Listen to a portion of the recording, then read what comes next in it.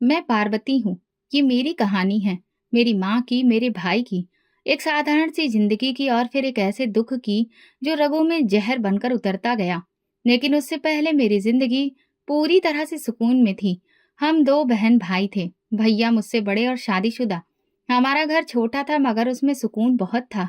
माँ दिन भर घर संवारती और भगवान से प्रार्थना करती कि हमारे घर को कभी किसी की नजर ना लगे। हम हमेशा एक दूसरे का सहारा बने रहे। मेरी पढ़ाई पूरी हुई तो माँ तुरंत मेरे लिए रिश्ते देखना शुरू कर दी। वो चाहती थी कि मैं जल्दी से जल्दी अपने घर की हो जाऊं। फिर एक दिन उन्होंने बताया कि एक अच्छा लड़का देखा है, खानदान भी अच्छा है और वो लड़का लंदन में कारोबार करता है। इसके बाद हमारी शादी भी सादगी से हुई। विदाई के दिन माँ ने मुझे गले लगाया तो आशीर्वाद देते हुए रो रही थी। मैंने कहा, माँ रोइए नहीं, मैं आपको रोज कॉल करूंगी। वो हंसकर बोली, जो हमेशा खुश रहना। उनका यही आशीर्वाद मेरी असली दौलत है। शादी के बाद लंदन जाना पड़ा। पति का बिजनेस वहीं था। मैंने अपने नए घर को खूब सजाया, जैसे माँ घर का ख्याल रखती थी। हर चीज में माँ की झलक नजर आती। उनके सिखाए हुए अंदाज, उनकी दी हुई सीख। मैंने अपने पति को कभी शिकायत का कोई मौका नहीं दिया। उनकी मोहब्बत नरम, सुकून देने वाली और बेहतरीन थी। लेकिन जितनी मैं बाहर से सुकून में थी, अंदर से एक चीज हमेशा खाली रही, माँ की मौजूदगी। हर रोज फोन पर उनकी आवाज सुनने को दिल चाहता, हर खुशी उनसे बांटने को जी चाहता, मगर उनकी कमी हर बार दिल की जमीन पर खामोशी की तरह छा जाती। फिर बस अचानक वो दिन, मुझे आज भी याद है, जब दोपहर का वक्त था और एक फोन आया। भैया की आवाज घबराई हुई थी। पार्वती, माँ की तबीयत ठीक नहीं है, हम उन्हें अस्पताल ले जा रहे हैं। मैंने कांपती हुई आवाज में पूछा, क्या हुआ? बस तुम प्रार्थना करो। कुछ घंटे बाद एक और फोन आया, माँ चली गई। ये सुनते ही मेरी दुनिया जैसे रुक गई। मैं सोफे पर बैठ गई, हाथों से चेहरा ढक लिया। कुछ बोला ही नहीं गया। जुबान खामोश रही और आंखों से आंसू बहते रहे। मेरे पति ने मेरे कंधे पर हाथ रखा, मगर उस वक्त किसी भी बात से सुकून नहीं मिल रहा था। मैं माँ की अंत्येष्टि में शामिल नहीं हो सकी। लंदन से वीजा और वक्त की कमी आड़े आ गई।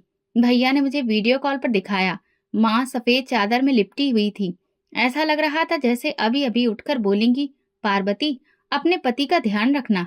कई रातें जागते हुए गुजर गईं। पति मुझे बदलने की कोशिश करते, मगर मैं अंदर से टूट चुकी थी। मैंने खुद को काम में व्यस्त रखा, घर संवारती, खाना पकाती, पति की पसंद की चीजें बनाती, मगर अकेलेपन की एक लकीर दिल पर खिंचती चली गई। वक्त गुजरने लगा। पति अक्सर कहते, पार्वती, जिंदगी आगे बढ़ती है, तुम मजबूत हो। मैं बस सिर हिला देती। लेकिन दिल जानता था कि माँ के बिना कुछ भी अब पूरा नहीं रहा। एक साल बीत गया, माँ खो गई थी, लेकिन मेरे दिल में उनकी याद हमेशा ताजा रही। फिर एक ऐसी रात आई जो मेरे मन पर छा गई। मैं उस वक्त नींद में थी कि अचानक एक मंजर सामने आया। माँ थी, मगर वैसी नहीं जैसा मैंने उन्हें आखिरी बार देखा था। उनका चेहरा उदास, आंखें आंसुओं से भीगी हुई, और वो मुझसे कह रही थी, पार्वती, मैं जल रही हूँ, मुझे बचा लो। मेरा दिल धक्क से रह गया। मैं चीख मारकर उठ बैठी। माथे पर पसीना था, दिल तेजी से धड़क रहा था। पति भी घबरा कर उठ गए। पार्वती, सब ठीक तो है? मैंने कुछ नहीं कहा, सिर्फ इतना बोली, सपना था। माँ आई थी, बहुत तकलीफ में थी। अगले दिन भी अजीब सी बेचैनी रही। मैंने माँ की तस्वीर निकाली, उन्हें देर तक देखा, जैसे कुछ कहना बाकी था। मैंने खुद को समझाया कि शायद ये मेरा वहम है, माँ से बिछड़ने का दुख है, अंदरूनी थकान है, मगर अंदर से कोई कह रहा था, नहीं पार्वती, कुछ है, कोई चीख, कोई पुकार जो तुम्हें सुनाई दी है। लंदन आए हुए एक साल होने को आया था। जिंदगी अपनी रफ्तार से चल रही थी और मैंने खुद को हालात के साथ बहने देना सीख लिया था। पति सुबह ऑफिस चले जाते, मैं घर के काम में व्यस्त रहती। बेटी 6 महीने की हो चुकी थी। उसके साथ वक्त गुजरते गुजरते कभी कभी माँ की कमी थोड़ी धुंधली सी लगती, लेकिन शाम ढलते ही वो एहसास दोबारा जाग उठता। पापा हमारे बचपन में ही दुनिया से चले गए थे। माँ ने ही हमें पाला और वो हमारे पिता भी बनी रहीं। एक दिन मैं अलमारी की सफाई कर रही थी तो माँ की दी हुई एक पुरानी डायरी हाथ लगी। वो डायरी माँ ने मेरे दहेज में रखी थी। मैंने कभी खोलकर नहीं देखी थी। पन्ने पलटे तो उसके हाथ से लिखी हुई कुछ नसीहतें मिली। अगर तुम माँ बनो तो अपनी बेटी को अच्छी शिक्षा, अच्छी बातें, हमारे धर्म से जुड़ी हुई चीजों को जरूर सिखाना, उससे दोस्ती रखना। मैं वो सब बार बार पढ़ती रही। बेटी को गोद में उठाया और दिल में माँ के लिए एक बार फिर प्रार्थना की। रात हुई तो मैं फिर वही सपना देखा। माँ सफेद चादर में लिपटी नहीं थी, बल्कि उनके कपड़े राख में लिपटे थे। आंखों में डर था, होठों पर पुकार, पार्वती मुझे बचा लो, मैं जल रही हूँ। मेरे मुंह से चीख निकली। नींद टूट गई। कमरे में अंधेरा था, बेटी भी जाग गई। वो रोने लगी। पति हड़बड़ाकर उठ बैठे। क्या हुआ? सपना देखा था क्या? मैंने हाँ में सिर हिला दिया, लेकिन कुछ कहा नहीं। पानी का गिलास पिया और बेटी को चुप करवाने लगी। अगली सुबह मैंने कोशिश की कि खुद को संभाल लूं। किचन में खड़ी नाश्ता बना रही थी तो अचानक हाथ जल गया। चूल्हे की आग मुझे अजीब तरह से घूरती हुई महसूस हुई। ऐसा लगा जैसे वही माँ जो मैंने अपने सपने में देखी थी अब हकीकत बनकर मेरे आसपास घूम रही हैं। शाम को पति आए तो उन्होंने मेरे चेहरे पर छाई गंभीरता को महसूस किया। तुम ठीक हो? हाँ, बस नींद पूरी नहीं हुई है। उन्होंने हाथ मेरे हाथ पर रखा। पार्वती, अगर तुम्हारे दिल में कुछ है तो मुझे बताओ, ऐसे चुप मत रहो। पर मैं फिर भी चुप रही। दिल में बहुत सारे सवाल थे। माँ सपने में क्यों आई? और इस हाल में आखिर वो कहना क्या चाहती थी? या फिर मैं कुछ ज्यादा ही सोच रही हूँ? फिर रात हुई। मैं सोच रही थी कि शायद वो सपना बस एक बार यूं ही आ गया, लेकिन ऐसा नहीं हुआ। माँ फिर से सपने में आई। इस बार वो बैठी नहीं थी, झुकी हुई हालत में हाथ जोड़कर खड़ी थी। पार्वती, मुझे तुम ही बचा सकती हो। वे लोग मुझे जलाते हैं, बचा लो बेटी। मैंने सपने में माँ से कहा। माँ, क्या हो रहा है आपको? क्या हो गया है? लेकिन वो सिर्फ यही दोहराती रही, तुम ही मुझे बचा सकती हो। नींद टूटने के बाद मेरी हालत बहुत खराब थी। बेटी सो रही थी। अगर मैं जागती नहीं तो शायद अभी भी माँ की बात सुनती रहती। अगली सुबह पति ऑफिस चले गए, लेकिन मेरे अंदर एक हलचल मची थी। दिन भर कुछ भी करने को दिल नहीं चाहा। बस बेटी को गोद में लिए मैं सोफे पर बैठी रही। दोपहर को मैंने माँ की वो तस्वीर निकाली जो उनकी अंतिम विदाई के समय भैया ने खींच कर भेजी थी। मैंने उन तस्वीरों को हाथ से छुआ और कहा, क्या माँ, आपको वाकई मेरी मदद की जरूरत है? क्या आप किसी तकलीफ में हैं? अचानक बेटी के खिलौने में गाना बजने लगा, जो हमेशा हाथ लगाने पर ही चलता था। मैं चौंक गई। कमरे में कोई नहीं था। क्या ये भी एक इशारा था? शाम को पति आए तो मैंने बहुत हिम्मत करके बात की। मैंने सपने में माँ को देखा। वो मुझसे लगातार मदद मांग रही हैं। पति ने गहरी सांस ली। ये तुमने पहले क्यों नहीं बताया? मैं डरी हुई थी। सोचा शायद मेरी गलतफहमी हो। नहीं पार्वती, ये कोई मामूली सपना नहीं लगता। इस बारे में हमें किसी से बात करनी चाहिए। मैंने कहा, लेकिन मैं पहले खुद जानना चाहती हूँ कि माँ की तकलीफ की वजह क्या है। उस रात मैंने पहली बार महसूस किया कि ये सब सपना नहीं है। शायद कुछ ऐसा है जो अभी खुलना बाकी है। फिर अगली रात भी वही सपना, और इस बार जब मैं जागी तो आंखों में आंसू नहीं थे। एक फैसला था, किसी न किसी तरह इस सपने की आखिरी हकीकत तक जाना था। मैंने लाइट जलाई तो पति भी उठकर बैठ गए और मेरे पास आए। फिर से वही सपना आया। मैंने हाँ में सिर हिलाया। इस बार माँ ने कहा कि अगर मैं नहीं गई तो वो खत्म हो जाएंगी। पति ने कहा, यह कोई इत्तेफाक नहीं हो सकता, अब हमें जरूर किसी से बात करनी होगी। अगले दिन ही उन्होंने एक बहुत बड़े पुरोहित को कॉल किया। उनका नाम रामचंद्र शर्मा था। लंदन के मंदिर के पुरोहित थे। मेरे पति ने उन्हें सारी बात बताई कि मैं अपने सपने में क्या क्या देखती हूँ। वो सब चुपचाप सुनते रहे। फिर बोले, बेटा, सपने में किसी मरे हुए इंसान का बार बार आना और मदद मांगना ये कोई मामूली बात नहीं है। ऐसा तब होता है जब आत्मा को शांति नहीं मिल रही हो या उस पर कोई बोझ हो। लेकिन उन पर बोझ क्यों होगा? मेरी माँ तो बहुत अच्छी थी। मैंने बेचैनी से कहा, कभी कभी किसी और के कर्म का असर भी दूसरों पर पड़ जाता है। तुम्हारे घर में कौन कौन है? सिर्फ भैया और भाभी हैं। क्या तुम्हें कभी अपने भाई और भाभी से कुछ ऐसा महसूस हुआ जो तुम्हें गलत लगा हो? मैं रुक गई। भैया तो हमेशा माँ के साथ बहुत प्यार से पेश आते हैं और भाभी भी उनका बहुत ख्याल रखती थी। कभी कुछ गलत नजर नहीं आया। पुरोहित जी ने कहा, हो सकता है किसी ने कुछ ऐसा किया हो जिसका मकसद कुछ और हो, लेकिन उसका असर तुम्हारी माँ पर पड़ रहा हो। तुम ये मामला नजरअंदाज मत करो। फोन बंद करने के बाद हम दोनों देर तक चुप बैठे रहे। अगली सुबह पति ने नाश्ता करते वक्त मेरे सामने अपना फोन रखा और कहा, पार्वती, तुम्हारी तबीयत ठीक नहीं लग रही है। तुम्हारा सपना अब धीरे धीरे बीमारी बन रहा है। तुम्हें इंडिया वापस जाना चाहिए। वहां जाकर खुद देखो कि सच क्या है। मैंने तुरंत ही टिकट के लिए चेक करना शुरू किया। अगले हफ्ते की बुकिंग कर ली। मन में बस अब एक ही मकसद था, माँ की बात को सुनना और जो भी सच हो उसका सामना करना। मैंने अपना कुछ सामान बांधा, लेकिन बार बार दिल कह रहा था कि पता नहीं मुझे किस सच्चाई का सामना करना पड़ेगा। लंदन एयरपोर्ट से जाते हुए मेरे पति ने बेटी को गोद में लिया और मुझे देखते हुए बोले, हमेशा याद रखना, सच्चाई जो भी हो, तुम्हें हमेशा मजबूत बनकर रहना है। फ्लाइट के दौरान बेटी लगातार रोती रही, लेकिन मैं जागती रही। हर घंटा एक सवाल बनकर जहन में घुसता रहा, क्या इस सब के पीछे मेरे भैया भाभी होंगे? दिल्ली एयरपोर्ट पर भैया भाभी दोनों मौजूद थे। भैया ने मुझे देखते ही गले लगा लिया। कितने सालों बाद मिली हो, ऐसा लगता है जैसे एक बार फिर से मुझे माँ मिल गई हो। मैं जबरदस्ती मुस्कुराकर जवाब दिया। बेटी को भाभी ने गोद में लिया, कहने लगी, कितनी प्यारी है, ऐसा लगता है जैसे माँ जी की तस्वीर हो। गाड़ी में बैठे तो भैया ने पूछा, सब ठीक है?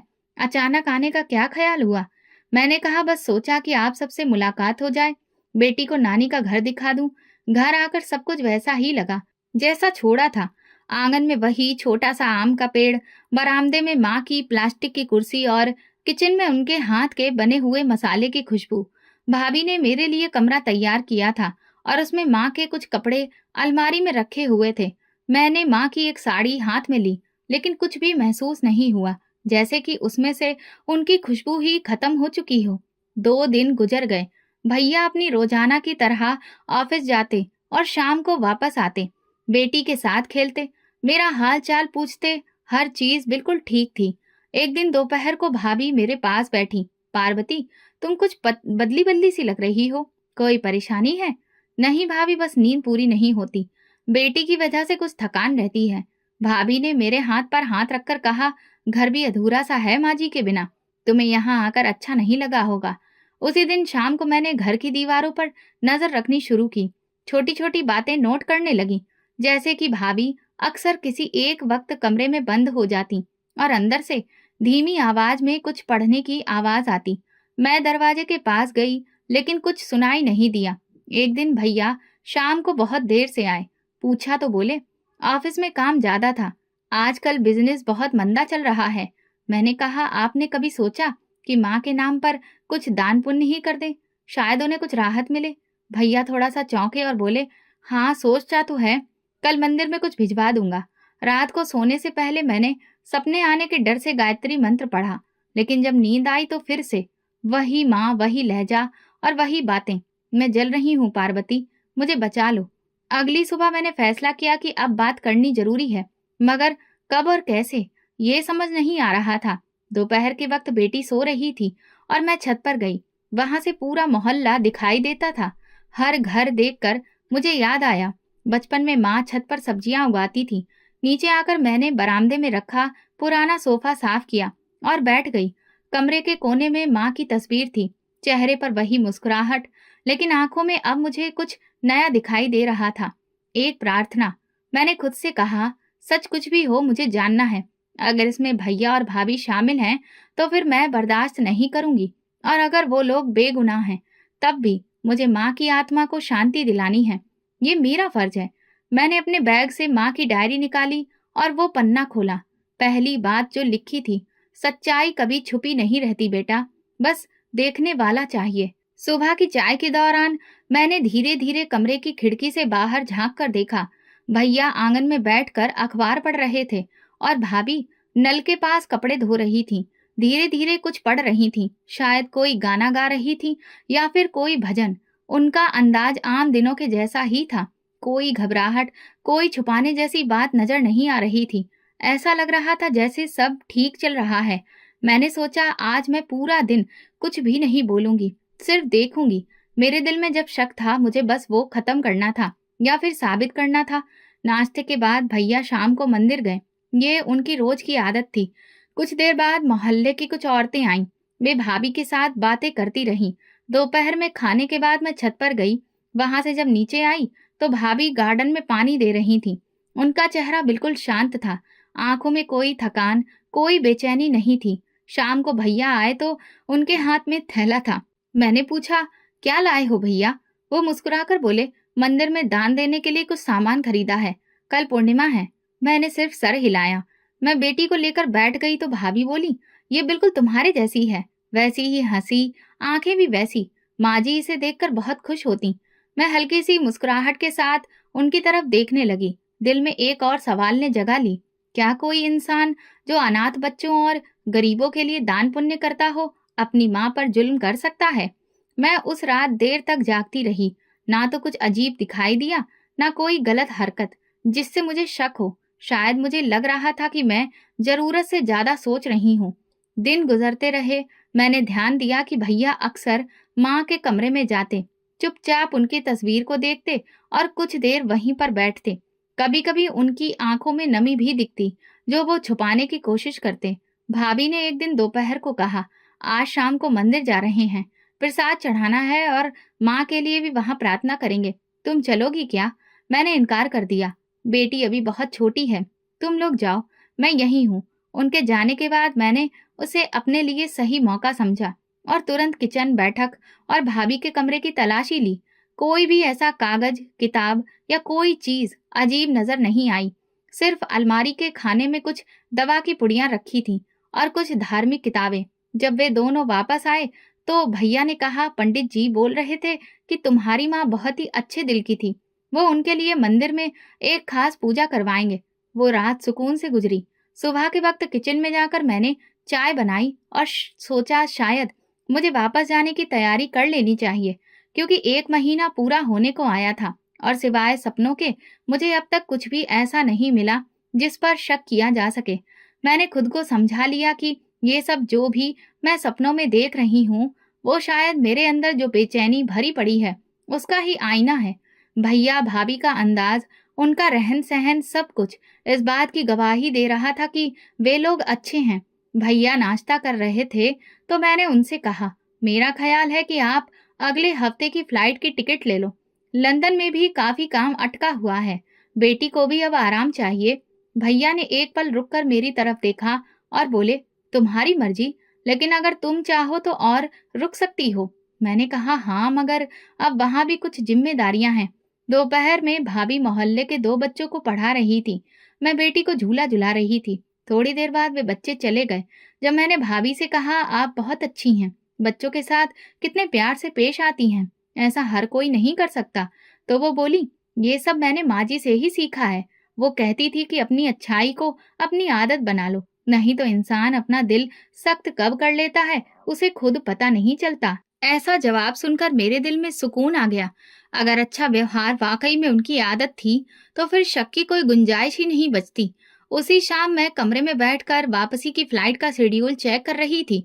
अगले हफ्ते की फ्लाइट थी। मैंने तुरंत टिकट बुक कर ली और अपने पति को भी बता दिया। उन्होंने कहा, अब तुम्हारा दिल संतुष्ट है? मैंने कहा, हाँ। लगता है जो कुछ भी मुझे दिखता था वो शायद मेरे जहन पर पड़े दबाव का नतीजा था। भैया और भाभी पर अब शक करने की भी कोई वजह नहीं बची। पति ने कहा, बस तुम खुश रहो। अगले दिन मैं माँ के कमरे में गई। उनकी तस्वीर के सामने बैठी थी। दिल में एक अजीब सी थकान थी, जैसे कोई लंबा सफर पूरा हो गया हो। मैंने आंखें बंद कर माँ को याद किया। मैंने कहा, जो कुछ भी मैंने किया आपके सुकून के लिए किया। अगर आप मुझसे खुश हैं तो एक बार मेरे सपने में आकर कह दीजिए। उसी रात भैया ने बैठक में बैठकर पुरानी तस्वीरें निकाली। हम सब मिलकर एल्बम देखने लगे। माँ की जवानी की तस्वीरें, दिवाली, होली के पुराने दिन और वो दिन जब माँ की अंतिम विदाई हो रही थी। भैया एक तस्वीर पर आकर रो पड़े। वो माँ के साथ एक बड़े मंदिर के बाहर की तस्वीर थी। उन्होंने कहा, ये दिन मैं कभी नहीं भूलूंगा। माँ ने मुझसे कहा था, बेटा कभी किसी का दिल मत दुखाना। मैंने कहा, वो बातें अभी भी हमारे साथ हैं। तस्वीरें देखते देखते रात हो गई। सब लोग अपने कमरों में चले गए। मैं बेटी को सुलाकर खुद भी लेट गई, लेकिन नींद आंखों से कोसों दूर थी। दिल अब कुछ सुकून महसूस कर रहा था, लेकिन एक अधूरा सा सवाल अंदर कहीं घूम रहा था। रात करीब 2 बजे अचानक मेरी आंख खुल गई। कमरा शांत था, बेटी सो रही थी। मैंने घड़ी देखी, फिर कमरे से बाहर निकली। आंगन में आकर सामने पेड़ को देखा। हवा बिल्कुल बंद थी, लेकिन पेड़ की शाखाएं थोड़ी हिल रही थीं, जैसे कोई उन्हें धीरे धीरे छू रहा हो। मैं वापस कमरे में आकर बिस्तर पर लेट गई और आंखें बंद कर ली। फिर वही सपना माँ। इस बार वो चुप थी। ना कोई चीख, ना कोई फरियाद। बस जमीन पर बैठी मुझे देख रही थी। उनकी आंखों में ऐसा सवाल था जैसे जुबान बंद हो। कुछ तो कहिए माँ, मैंने सपने में कहा। उन्होंने धीरे से कहा, तुम्हारे जाने का वक्त आ गया है, मगर सच अभी बाकी है। मेरी सांस रुक गई। कौन सा सच? माँ ने सिर्फ एक चीज की तरफ इशारा किया, कमरे का फोन। लेकिन सपना वहीं टूट गया। आंख खुली तो सीना भारी था, दिल बेचैन। पानी पिया और बाहर निकल आई। सूरज निकलने को था, पर सुबह की रोशनी में भी दिल का अंधेरा कम नहीं हुआ। अगर सब ठीक था, अगर भैया भाभी वाकई में वैसे ही हैं जैसा मैंने देखा है, तो फिर माँ ने सपने में वो कमरा क्यों दिखाया और क्यों कहा कि सच अभी बाकी है? दिल ने कहा सुकून कभी कभी धोखा भी हो सकता है। मैंने फैसला किया कि मैं वापसी से पहले एक बार फिर सब कुछ गौर से देखूंगी, हर नजर, हर हरकत, और खास तौर पर वो कमरा। मैंने माँ के कमरे में वक्त बिताने का फैसला किया। दोपहर हो चुकी थी, बेटी भी सो रही थी। मैंने आंगन की तरफ देखा, फिर मेरी नजर भाभी के कमरे के दरवाजे पर पड़ी। दरवाजा बहुत धीरे से खुला और एक औरत बाहर निकली, काले रंग की चादर ओढ़े हुए। पूरी तरह खामोशी पसरी थी। उसने सर झुकाया हुआ था। चप्पल की आवाज तक नहीं आ रही थी। मैं एक पल रुकी। वो जल्दी से मेन गेट से बाहर निकल गई। मैं तुरंत दरवाजे तक गई। बाहर सड़क सुनसान और शांत थी। मैंने पूछा, कोई आया था क्या? वो एकदम से मेरी तरफ पलटी और चौंक गई। नहीं तो, कोई नहीं आया। मैंने किसी को बाहर जाते देखा, काली चादर में थी और तुम्हारे कमरे से ही निकली थी। भाभी के चेहरे पर हल्का सा साया आया, फिर वो तुरंत संभल गई। हो सकता है तुमने किसी और को देखा हो, यहाँ तो कोई नहीं आया। मैंने बात वहीं खत्म कर दी, लेकिन दिल में हलचल जरूर शुरू हो गई। शाम को भैया ऑफिस से वापस आए। मैंने उनसे कुछ भी नहीं कहा। मुझे लगा कि अगर वो कोई मेहमान था तो फिर बात करने की जरूरत नहीं है। लेकिन ये सवाल जरूर था, वो औरत आई क्यों थी और फिर भाभी ने मना क्यों किया? अगले दिन मैंने सुबह जल्दी उठकर माँ के कमरे की सफाई की। दरवाजे, कपड़ों की अलमारी, हर चीज वैसी ही थी जैसे पहले देखी थी। लेकिन कोने में कपड़ों के नीचे एक छोटा सा थैला था। उसके अंदर कुछ पुराने ताबीज, एक काला धागा और एक छोटी सी खाली शीशी जैसी कोई बर्तन थी। मैंने थैला वापस रख दिया। अभी मैं कोई जल्दबाजी में फैसला नहीं लेना चाहती थी। मैंने सोचा ये तो कोई पुरानी चीज है जो माँ ने किसी बाबा वगैरह से लेकर रखी होगी। दोपहर को भाभी ने मुझे बाजार चलने को कहा। बेटी को साथ ले जाना मुमकिन नहीं था, इसलिए मैंने मना कर दिया। फिर वो अकेली चली गई। उनके जाते ही मैंने दोबारा उनके कमरे की ओर रुख किया। दरवाजा अंदर से बंद नहीं था। कमरे में हल्की सी खुशबू फैली थी। अलमारी खुली थी। अंदर कुछ पुरानी किताबें और एक लाल रंग की फाइल रखी थी। फाइल खोली तो उसमें कुछ नक्शे और एक इंसान की तस्वीर चिपकी हुई थी। उस तस्वीर पर तारीख 28 फरवरी। मैंने वो तस्वीर ध्यान से देखी। वो इंसान मुझे जाना पहचाना नहीं लगा। वो शायद कोई बाबा वगैरह था। दरवाजे पर आहट हुई तो मैंने फाइल वापस रख दी और तेजी से बाहर निकली। भाभी आ चुकी थी। हाथ में सौदा था। मैंने खुद को नॉर्मल दिखाया, लेकिन अंदर सुकून बिखर गया था। रात को खाने के दौरान भैया ने कहा, तुम्हारी फ्लाइट परसों है ना? वापसी का वक्त पास में है। भाभी ने खामोशी से पानी का गिलास बढ़ाया। उनकी आंखों में कुछ अजीब सा था, जैसे वो कुछ छुपाना चाह रही हो। मैंने बेटी को गोद में लिया। घर की बहुत सी चीजें वैसी की वैसी हैं, लेकिन कुछ बदला है। भैया ने चौंक कर पूछा, क्या मतलब? क्या बदला है? पता नहीं, शायद माँ की कमी या शायद कुछ और। अगली सुबह मैंने मंदिर जाने का फैसला किया। भैया से कहा, साथ चलोगे? तो उन्होंने हामी में सिर हिलाया। मैं खामोशी से बिना कुछ कहे सोचती रही। जो कुछ मैंने देखा, सुना, क्या वो सब मायने रखता है? फिर मैंने यही सवाल भैया से पूछा तो वो कहने लगे, पार्वती, कभी कभी ऐसा भी होता है कि जो हम देख रहे होते हैं वो सच नहीं होता। सच वो होता है जो वक्त बताता है। फिर मैंने उनकी तरफ देखकर फिर से पूछा, क्या सपने में भी हमें कुछ बताते हैं? भैया ने कहा, अब ये तो मैं नहीं बता सकता। घर वापस आकर मैंने बेटी को सुलाया और अपनी पैकिंग शुरू कर दी। पासपोर्ट, बेटी के कपड़े, सब कुछ बैग में रखा। भैया ने कहा फ्लाइट वाले दिन वो खुद मुझे एयरपोर्ट छोड़ेंगे। भाभी ने मेरे लिए कुछ मुरब्बा और देसी घी तैयार करके रखा। सब कुछ ठीक था, लेकिन मेरे दिल में वो तस्वीर, वो काली चादर ओढ़े औरत और वो फाइल बार बार आ रही थी। रात को मैं जल्दी सोने की कोशिश कर रही थी ताकि सुबह फ्रेश रहूं, लेकिन आंखें बंद करते ही सपनों का सिलसिला दोबारा शुरू हो जाता। माँ इस बार शांत दिख रही थी। उनका चेहरा राख से पुता हुआ था, बाल बिखरे, आंखें सूजी हुई। वो जमीन पर बैठी थी और सांस जैसे घट रही थी। पार्वती, क्या तुम मुझे इस तरह से छोड़ दोगी? मैंने सपने में ही लपक कर उनका हाथ थामने की कोशिश की। नहीं माँ, मैं तो आपके लिए ही यहाँ आई थी। मैं सब जानना चाहती हूँ, बताइए क्या हुआ है? माँ ने मेरे हाथ झटक दिए। तुम सिर्फ देखती रही और चली जा रही हो, मेरे लिए कुछ भी नहीं किया। इस पल सपने में उनके पीछे एक साया आया, काले कपड़ों में लिपटा हुआ, जो धीरे धीरे उनके आसपास घूम रहा था। माँ की चीख निकली और सपना एक झटके से टूट गया। मैं बिस्तर पर रोती रही। बेटी मेरे बगल में सो रही थी। कमरे में बिल्कुल खामोशी थी, लेकिन अंदर तूफान बसा था। दरवाजा बंद करके मैं छत पर चढ़ने लगी। कुछ देर वहां खामोशी से खड़ी रही। दूर कहीं से कुत्ते के भौंकने की आवाज आ रही थी। बाकी पूरा माहौल बेजान था। फिर मेरा ध्यान छत के कोने में मौजूद पानी की टंकी की तरफ गया। मुझे न जाने क्यों उसके पास जाने की इच्छा हुई। जब मैं उसके पास पहुंची तो अंदर से अचानक ऐसा लगा जैसे कुछ सुनाई दे रहा है, जैसे कोई अंदर बैठा कुछ पढ़ रहा है।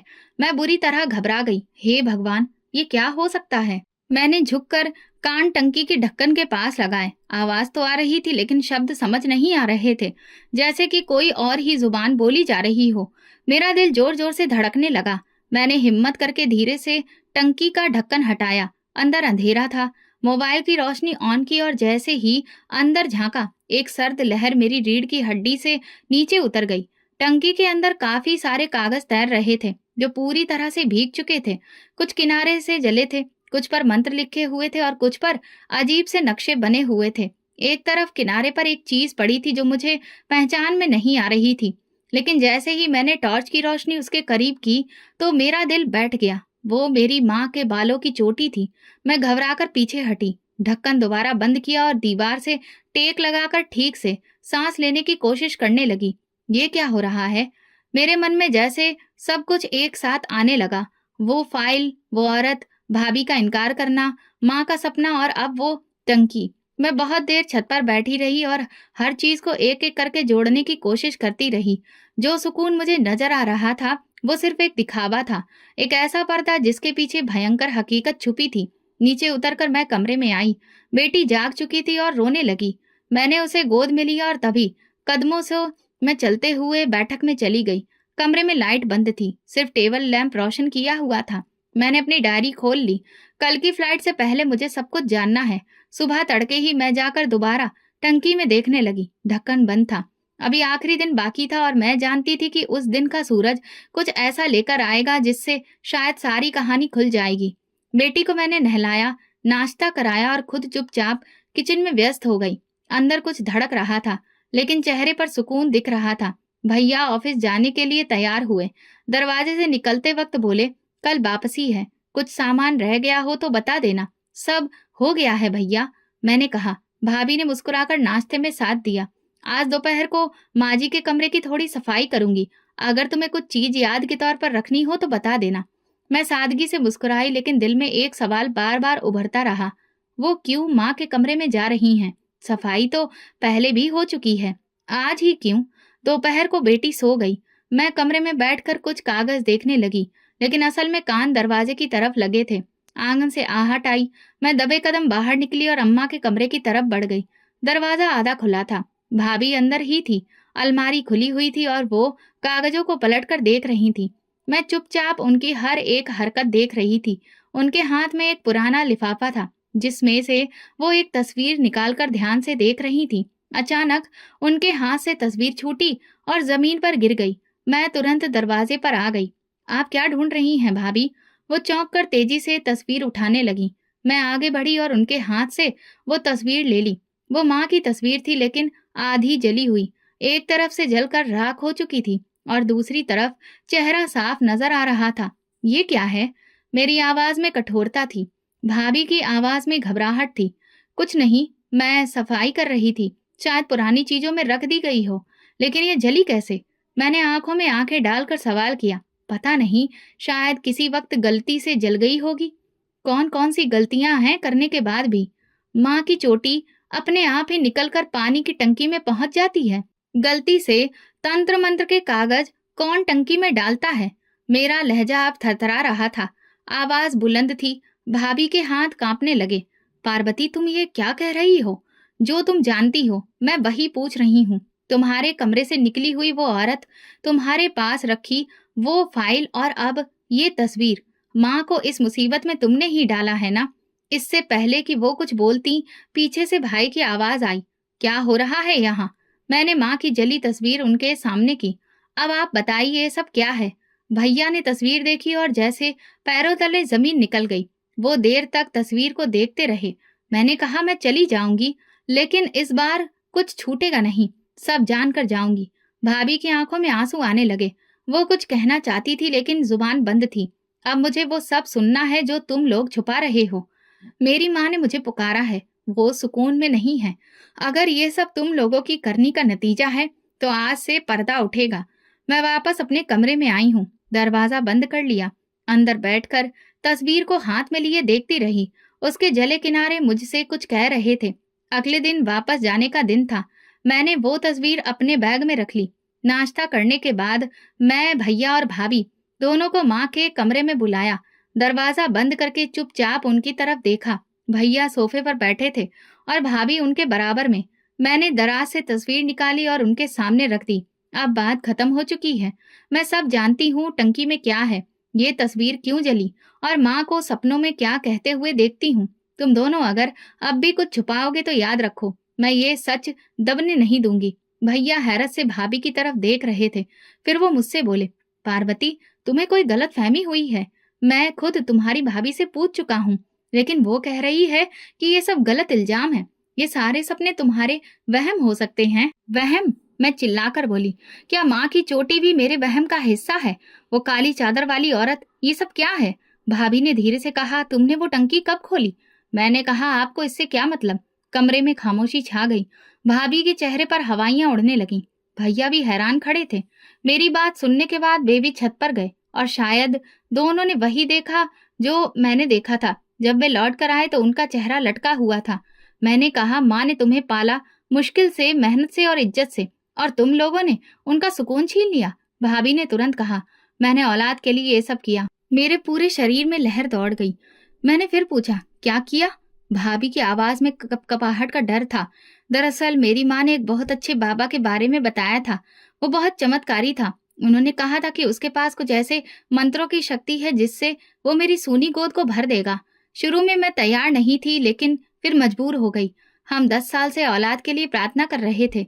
हर दरवाजा खटखटाया, दवा दुआ सब किया, कुछ नहीं हुआ। जब हम उस बाबा के पास पहुंचे तो उसने कहा कि ये सब मामूली दुआओं से मुमकिन नहीं है, तुम्हें कुछ खास करना होगा। इसलिए मैं बेबस हो गई।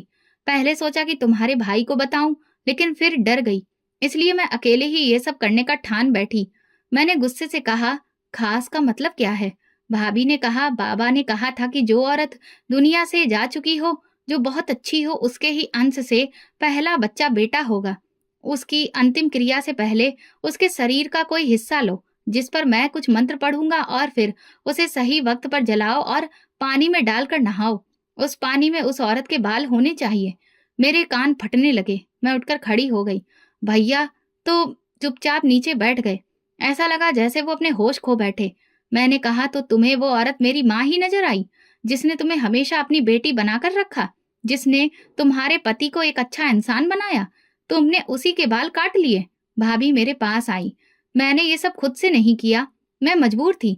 मेरे पास बस यही रास्ता बचा था, क्योंकि मैं टूट चुकी थी। वो रोने लगी। मैंने सोचा कि हम कुछ दिन ये सब करेंगे और फिर खत्म कर देंगे, लेकिन फिर माँ जी मेरे सपने में आने लगी और मैं डर कर ये सब करना रोक दिया और फिर वो चीजें छुपा दी। मैंने सोचा कि अगर मैं माँ जी की तस्वीर को जला दूंगी तो शायद ऐसे सपने आना बंद हो जाएंगे। मैंने भैया की तरफ देखा। वो तो ऐसा लग रहा था जैसे पत्थर के हो गए हों। मैंने भाभी से कहा, तुम मंदिर जाती हो, पूजा पाठ करती हो, तुम्हारे दिल ने तुम्हें एक बार भी नहीं रोका कि तुम एक मरी हुई औरत के साथ ये सब कर रही हो? भाभी बोली, मैं गुनहगार हूँ, मुझे माफ कर दो पार्वती। मैंने कहा कि तुम्हें माफ करने से मेरी माँ को क्या सुकून मिलेगा? अब तुम भगवान से माफी मांगो। भाभी की सिसकियों की आवाज आ रही थी। मैंने ठंडी सांस ली और कमरे से बाहर आ गई। थोड़ी देर के बाद भैया कमरे में आए। उनकी आंखें लाल थीं।